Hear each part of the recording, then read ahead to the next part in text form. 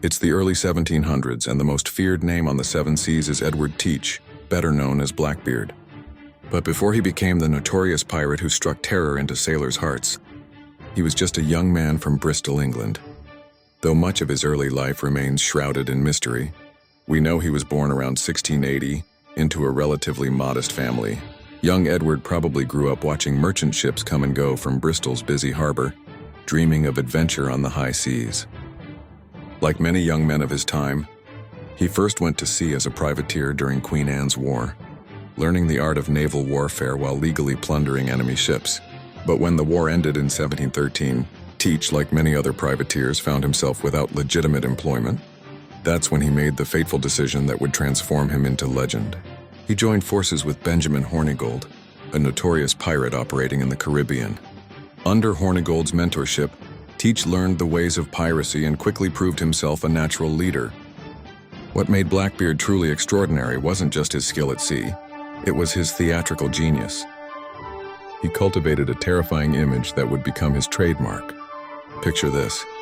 He would weave slow-burning fuses into his massive black beard, surrounding his face with smoke during battles. Standing over 6 feet tall, dressed in dark clothing, with pistols strapped across his chest, he was a sight that made the bravest sailors surrender without a fight. His flagship, the Queen Anne's Revenge, was a floating fortress armed with 40 cannons. Within 2 years, Blackbeard had become the most successful pirate in the Americas. He commanded a small fleet and hundreds of men, taking countless prizes along the Carolina coast and in the Caribbean. But perhaps most fascinating was his political savvy. He knew when to be brutal and when to be diplomatic. He even managed to blockade the port of Charleston, South Carolina, negotiating directly with local authorities. Rather than mindless violence, he preferred to use his fearsome reputation to convince ships to surrender without a fight. However, every legend must meet its end. In November 1718, after months of terrorizing shipping lanes, Blackbeard met his match.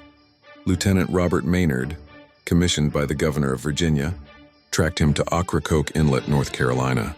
The battle that followed became the stuff of legend. Blackbeard fought like a demon, taking multiple gunshot wounds and sword cuts before finally falling. When they examined his body, they found 5 gunshot wounds and 20 sword cuts. Maynard had Blackbeard's head cut off and hung from his ship's bowsprit as proof of the great pirate's death. Thus ended the brief but spectacular career of history's most famous pirate. Blackbeard's actual reign of terror lasted only 2 years, but his legend has endured for centuries. He wasn't just a pirate, he was a master of psychological warfare, a clever strategist, and perhaps the greatest example of how reputation alone can be the most powerful weapon of all.